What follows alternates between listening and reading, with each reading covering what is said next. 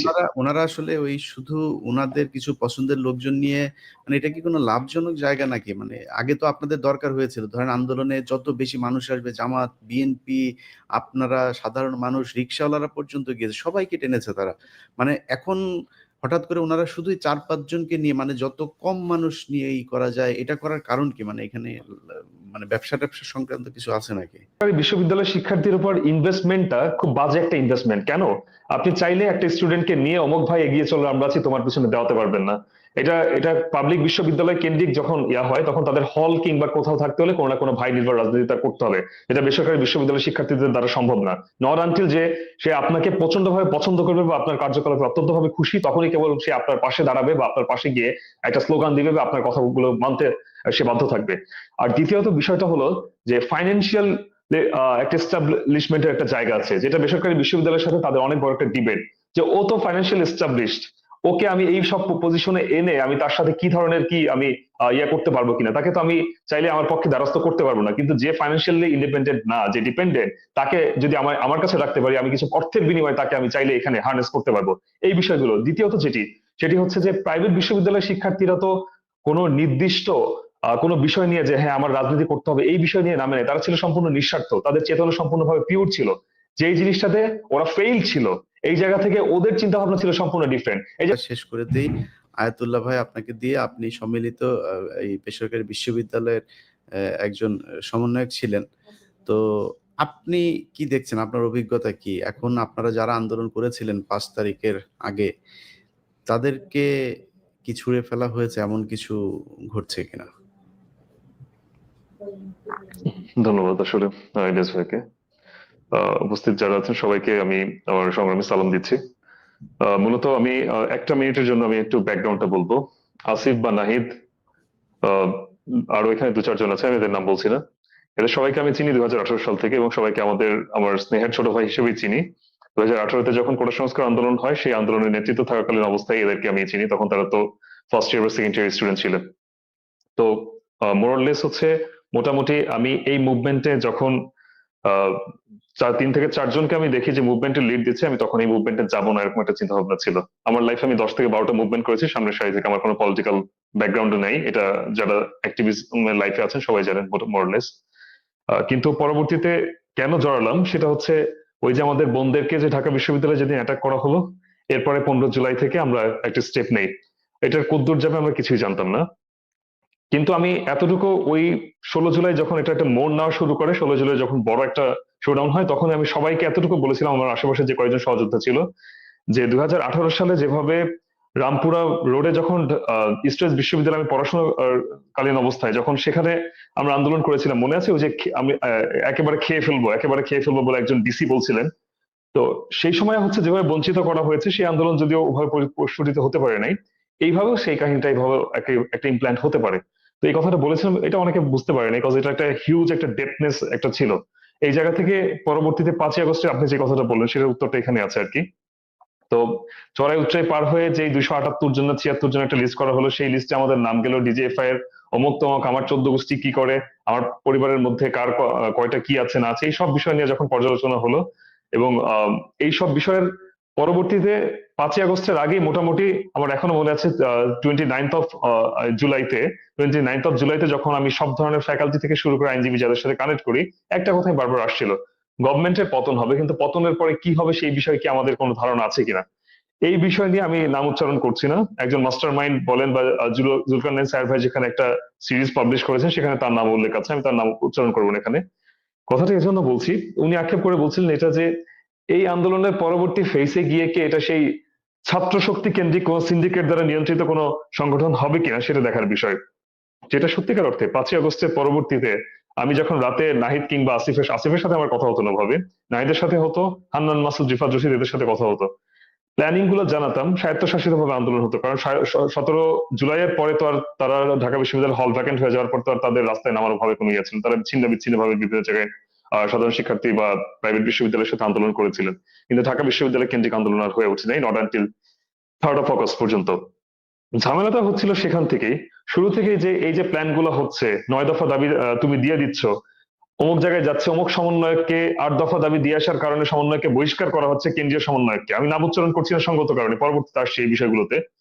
তখন থেকে একটা খটকা লাগছিল বারবার যে তোমাদের, যদি তোমার সাথে আমি রাতভর 2টা 3টা পর্যন্ত মিটিং করে ডিজিএফআই দৌড়ানি খেয়ে 7টা 8টা বাসা পরিবর্তন করে, যদি আমি লাইফের রিস্ক নিয়ে তোমার সাথে একাত্ম হয়ে তোমাকে 17 জুলাইতে তোমাকে জেলে নিয়ে গিয়েছে না কোথায় তোমাকে লুকিয়ে রেখেছে, এটা যদি আমি করতে পারি, তাহলে আমার রাইট আছে তোমার 9 দফা দাবি তুমি কিভাবে সাজাচ্ছ, কিংবা আমি কিভাবে সাজাচ্ছি, আমি কিভাবে বলতে চাচ্ছি, সেটা অবশ্যই আমার রাইট আছে এটা জানার। সেই বঞ্চিত কিন্তু তখন থেকে স্টার্ট হয়েছে। যে 9 দফা দাবির পরবর্তীতে আমাদের একটা কথা ছিল, আমি স্পষ্টভাবে এখান থেকে জানিয়ে দিতে চাই, গণ অভ্যুত্থানের ঘোষণা কোনো পাবলিক বিশ্ববিদ্যালয় থেকে আসে নাই। আমরা যেদিন 17 জুলাই এখানে দাঁড়িয়ে সংবাদ সম্মেলন করেছেন, সেদিন বলে দিয়েছিলাম আমরা শেখ হাসিনার পতন চাচ্ছি। আমাদের কোটা সংস্কার আন্দোলনে আমাদের কোনো ম্যান্ডেট নেই, আমরা পতন চাচ্ছি। এই বিষয়গুলো আমরা শুরু থেকে এই ম্যান্ডেটটা সামনে রেখে কিন্তু আমরা আন্দোলন করছিলাম। কিন্তু পরবর্তীতে আমার এখনো মনে আছে, 3rd of জুলাইতে আমি এখান থেকে আমার যতগুলো ফ্যাকাল্টি ছিল, এনএসসি, ওয়াইবি, আইবি, আমি যেহেতু সেক্টর 1-এ আন্দোলন করতাম, আপনারা জানেন কিনা যে পুরো আন্দোলন ঢাকাকে কিন্তু 5টা সেক্টরে ডিভাইড করা হয়েছিল। সেক্টর 1 ছিল এটা, অর্থাৎ এই যে কুড়িল থেকে শুরু করে এই নর্থ দা গেট পর্যন্ত এনএসসি, ওয়াইবি, আইবি এর আন্দোলন করতে এই অঞ্চলটা জুড়ে। তো এদের সবগুলো ফ্যাকাল্টিকে মোরালেস যতটুকু পেরেছি সবাইকে নিয়ে শহীদ মিনারে যাই এবং নাহিদ ওদের সাথে সরাসরি ওখানে কানেক্ট করি। 4 তারিখ যখন আমরা প্রায় 10,000 12,000 স্টুডেন্ট নিয়ে শোরুম দিচ্ছিলাম, নাহিদ আমাকে মিছিলের মধ্যেই ফোন করে যে ভাই 6 তারিখের লং মার্চ ইনশাল্লাহ 5 তারিখে আমরা আনছি, এবং আপনি কি এখান থেকে আপনাদের জায়গা থেকে আপনারা কি নামবেন কিনা, আপনারা নামলে আপনাদের কথার উপর বেস করে আমরা নামবো, যত যাই হোক দুনিয়া উল্টে গেলেও আমরা ইনশাল্লাহ এখানে থাকবো। এই এক আশ্বাস বলি বা যেটাই বলি, আমরা কিন্তু সবাই চলে আসছি, আমরা কিন্তু কারোর সাথে গাদ্দারি করি নাই। 5ই আগস্টের হয়ে গেল কি হলো সেই বিষয়ে আমরা সবাই জানি। 5ই আগস্ট নিয়ে একটা নিউজ পর্যন্ত হয় নাই, নিউজ নাকি কভার করতে দেওয়া হয় নাই। 5ই আগস্টে নর্থ সাউথের মধ্যে ঢুকে অ্যাটাক করা হয়েছিল। এই এসি রাজন থেকে শুরু করে আমাদের আমাদের ফ্যাকাল্টির উপর পর্যন্ত, ফিমেল ফ্যাকাল্টি, মেল ফ্যাকাল্টি, তাদের উপর পর্যন্ত ব্যাটন চার্জ করা হয়েছে। কই একটা নিউজ মিডিয়াতে কেউ বলেছে? Asif Mahtab was the first teacher, যে টিচার হয়ে আমাদের সাধারণ শিক্ষার্থীদের পাশে দাঁড়িয়েছিলেন। তাকে কোনো একটা জায়গায় কোনো একটা প্রোগ্রামে নিয়ে তাকে গ্লোরিফাই বা তাকে কোনো ধরনের সম্মাননা জানানো হয়েছে? হয় নাই, হয় নাই। 5ই আগস্টের পরবর্তীতে ডক্টর ইউনূস আসবেন, এই বিষয় নিয়ে আমাদের একটা ম্যান্ডেট ছিল যে সলিমুল্লাহ খান স্যারকে আমাদের কাছ থেকে প্রপোজাল ছিল এই নিয়ে।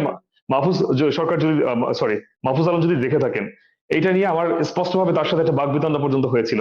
আমি জানি না তাকে কেন নেওয়া হয়নি, তাকে কেন এখানে অ্যাকসেপ্ট করা হয়নি, কারণ একমাত্র বেসরকারি বিশ্ববিদ্যালয় নিয়ে যদি কেউ একমাত্র বলে থাকে, সেটা ছিলেন প্রফেসর তানজিমউদ্দিন খান স্যার এবং ডক্টর সলিমুল্লাহ স্যার। এই দুইজনের একজনকেও কোনো একটা জায়গায় অধিষ্ঠিত করা হয় নাই। আমি বলছি না যে এখানে অধিষ্ঠিত করলে তারা গ্লোরিফাই হয়ে যাবেন বা তাকে একটা পদ পদবি দিলেই বা সবকিছু হয়ে যাবে, সেটা আমি বলছি না। তাদের পয়েন্ট অফ ভিউ কি ছিল, বেসরকারি বিশ্ববিদ্যালয়ের অবদান স্বরূপ আমরা যে এই পর্যন্ত আসলাম।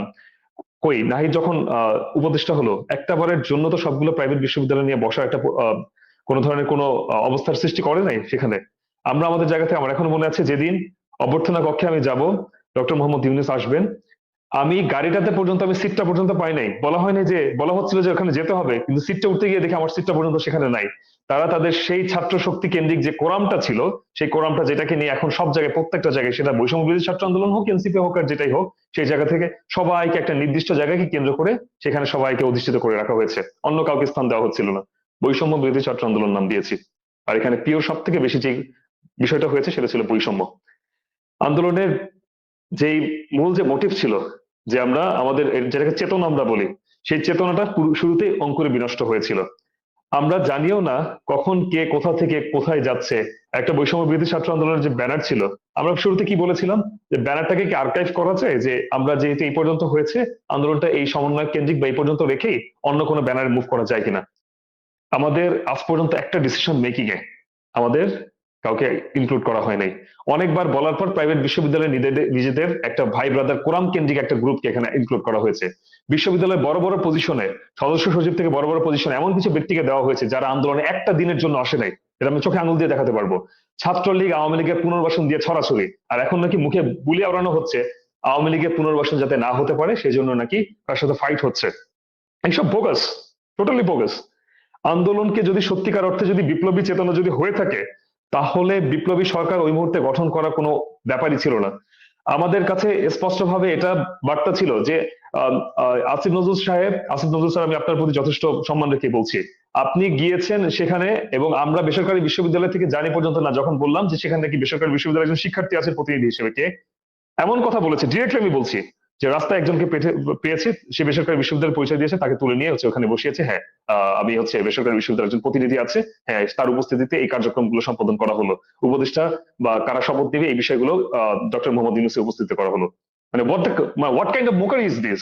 মানে এটা কি মানে টোটালি একটা মানে একটা রাষ্ট্র গঠন হবে এতদিনের দীর্ঘ স্বৈরাচার 13 বছর যাবত যারা ফাইট করছে, 10 বছর যাবত? আমি তো এটাও বলেছি, ছাত্র শিবির, ছাত্র দল থেকে শুরু করে যারা এখানে পার্টিসিপেট করেছে সবাইকে নিয়ে বিপ্লবী সরকার গঠন করা হোক।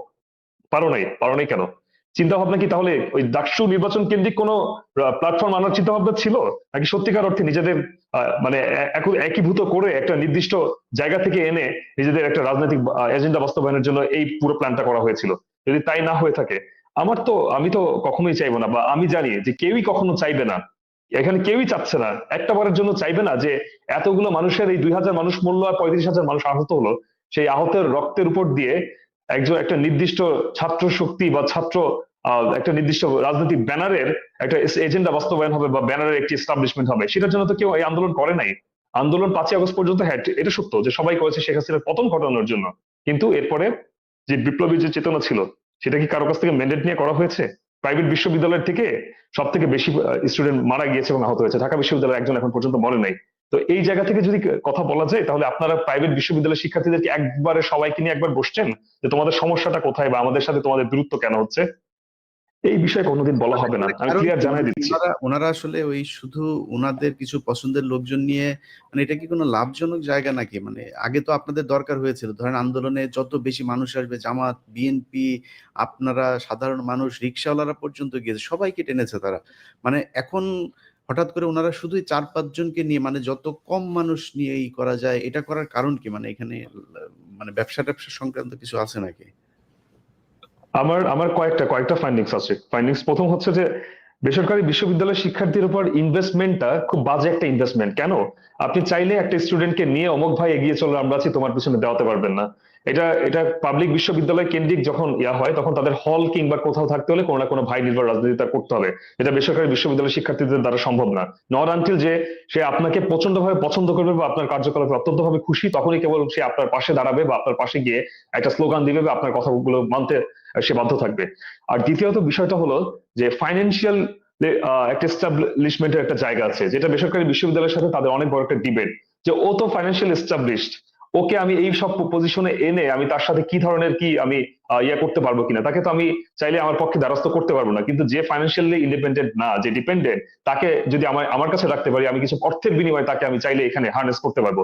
এই বিষয়গুলো। দ্বিতীয়ত সেটি হচ্ছে যে প্রাইভেট বিশ্ববিদ্যালয়ের শিক্ষার্থীরা তো কোনো নির্দিষ্ট কোনো বিষয় নিয়ে যে হ্যাঁ আমার রাজনীতি করতে হবে এই বিষয় নিয়ে নামে নেই। তারা ছিল সম্পূর্ণ নিঃস্বার্থ, তাদের চেতনা সম্পূর্ণভাবে পিওর ছিল। যেই জিনিসটাতে ওরা ফেইল ছিল, এই জায়গা থেকে ওদের চিন্তা ভাবনা ছিল সম্পূর্ণ ডিফারেন্ট। এই যে চাঁদাবাজি করছে, আমি বলতে পারি, আমি নিজে এই যে আওয়ামী লীগের পুনর্বাসনের কথা বলছি, আমি 3 থেকে 4টা জায়গায় আমি চিঠি দিয়েছি, ডিজি বরাবর চিঠি দিয়েছি, পরে সেখানে বহিষ্কারের চেষ্টা করেছি, কিন্তু সেখানে গিয়ে কেন্দ্রীয় অনেকে সেখানে ভেটো দিয়েছে, স্পষ্ট ভাবে বলেছে, যারা এখন বলছে যে আওয়ামী লীগের রাজনীতি নিষিদ্ধ করবে, তারা সবার আগে ভেটো দিয়েছে। এমন সংগঠনের নাম, এমন জায়গার নাম বলতে পারি, সরি, এসএস স্টিল নামে একটা স্টিল একটা মিল আছে, যেখানে আমার পারিবারিক ব্যবসা সম্ভব কোনোভাবে কানেক্টেড ছিল। এই মিলের যারা ছিল তারা সবাই সিও থেকে শুরু করে মালিক সবাই সালমান রহমানের ডান হাত বাহাত এরকম এরকম ব্যক্তিত্ব ছিল। তাদের কাছে আমি আমার পাওনা টাকা চাইতে গেলে আমাকে বলা হচ্ছে এটা থানা পুলিশ করে, যেখান থেকে ডিবি তদন্ত রিপোর্ট আসছে সেখানে আমাকে টাকা তারা দিয়ে দিবে, আমার পাওনা টাকা চাইতে গেলে সেখানে বলা হচ্ছে আমি নাকি চাঁদাবাজি করতে গিয়েছি। এই কথা বলে আমাকে ডিগ্রেড করে, আমাকে টোটালি এক ধরনের বিতর্কিত করে তারা এখানে তাদের পাশে দাঁড়াচ্ছে। সেভারেল এরকম ঘটনা আছে। এই বিষয়গুলোকে টোটালি কেন করা হচ্ছে? এটাকে বিপুল পরিমাণ অর্থের কোনো লেনা দেনা আছে কিনা? কয়দিন পর পরই তো ভাইরাল হচ্ছে অমুক সমন্বয়কে অমুকের কাছ থেকে এত কোটি টাকা নিয়েছে তোমাদের কাছে, তাহলে তো এই বিষয়গুলো সত্য ছিল। এই বিষয়গুলো তো প্রাইভেট বিশ্ববিদ্যালয়ের শিক্ষার্থীদের কাছ থেকে খুব সহসা হবে না, কারণ তারা ফাইন্যান্সিয়ালি যথেষ্ট ইন্ডিপেন্ডেন্ট। তাদেরকে চাইলেই একটা ফাইন্যান্সিয়ালি ডিপেন্ডেন্সির মধ্যে ফেলানো যাবে না। এই কারণে তাদের জন্য হয়তো এই রাজনীতিটা একটা বাজে ইনভেস্টমেন্ট হতে পারে। বরং এসব জায়গায় প্রাইভেট বিশ্ববিদ্যালয়ে কিছু কিছু জায়গা থেকে দু একজন স্টুডেন্ট টেনে টেনে, এমন জায়গা থেকে কিছু যারা আন্দোলনে অবদান নাই, যারা আন্দোলনে একটা দিনের জন্য আসে নাই, এমন কিছু স্টুডেন্টদেরকে নিয়ে নিয়ে বাছাই করে করে নিজেদের আশেপাশে রেখেছে। চিটাগং চিটাগং কেন্দ্রিক একটা কোরাম তৈরি হয়েছে, যেখানে যাচ্ছি সব জায়গায় দেখছি যে চিটাগং এর বিভিন্ন, নোয়াখালী থেকে, চিটাগং থেকে, বিভিন্ন জায়গা থেকে এই যে চিটাগং কেন্দ্রিক একটা কোরাম, একটা বেল তৈরি করেছে। এই সব জায়গা থেকে যেখানে যাচ্ছে সব জায়গায় এখানে জয় জয় করে, এগুলো নিয়ে কয়েকদিন আগে পোস্ট হয়েছে। তো এই বিষয়গুলোকে বৈষম্য বিরোধী ছাত্র আন্দোলনের ব্যানার এখন বিলুপ্ত করে দিয়ে কি প্রমাণ করতে চাচ্ছে? যে আমরা যারা সমন্বয়ক হিসেবে যারা দায়িত্ব পালন করেছি, যারা সত্যিকার অর্থে সমন্বয়ক হিসেবে সত্যিকার অর্থে দায়িত্ব পালন করেছে, চাঁদাবাজি রাহাজানি এসব ছিল না, তাদেরকে মাইনাস করে দিয়ে সম্পূর্ণ এনসিপিতে, আইদার তুমি এনসিপিতে জয়েন করো, জয়েন তো করা তো এত ইজি না, সেটাও তাদের একটা ম্যান্ডেট নিয়ে যেতে হবে, তো সেখানে জয়েন করো, না হলে তুমি এখান থেকে বের হয়ে যাও। এইটা ছিল টোটালি বিষয়টা। আমি এই জায়গা থেকে একটা কথা আমি স্পষ্টভাবে জানিয়ে দিতে চাই, এই আন্দোলন, এই বিপ্লবটা বেহাত হওয়ার জন্য যদি কেউ দায়ী থাকে, সেটা হবে ঢাকা বিশ্ববিদ্যালয় কেন্দ্রিক সিন্ডিকেটটা। এবং যদি এই আজকে যদি কোনো সিভিল ওয়ার হয়, তারা দায়ী থাকবে। আমরা শুরু থেকে নিজেদেরকে যেভাবে গুছিয়ে, আমাদেরকে কিন্তু কেউ কোনোদিন বলে নাই যে রাস্তা গিয়ে সংস্কার করতে, বা কেউ ট্রাফিক, আমরা তো সম্পূর্ণ স্বপ্রণোদিত হয়ে ট্রাফিকটা নিয়ন্ত্রণ করেছি, স্বপ্রণোদিত হয়ে ত্রাণ দিয়ে আসছি। ত্রাণগুলো পচে ঢাকা বিশ্ববিদ্যালয়ের টিএসসি তে 9 কোটি না 10 কোটি টাকা ত্রাণগুলো রাস্তার মধ্যে, কি বলে, ঢাকা বিশ্ববিদ্যালয়ের যে মাঠ ছিল টিএসসি কেন্দ্রিক, সেই অডিটোরিয়ামের সামনে ত্রাণগুলো নষ্ট হয়ে গিয়েছে। সেগুলো মানুষ নিতে গেলে পর্যন্ত বলেছে না, আমরা এখানে দিতে পারবো না। এই যে কুক্ষিগত করার একটা চিন্তা ভাবনা, এটা স্পষ্টভাবে প্রমাণ করে যে তারা অন্যতম আর এক স্বৈরাচার তৈরি করছে। জি, ধন্যবাদ। আলামিন বাবলু ভাই, ঠিক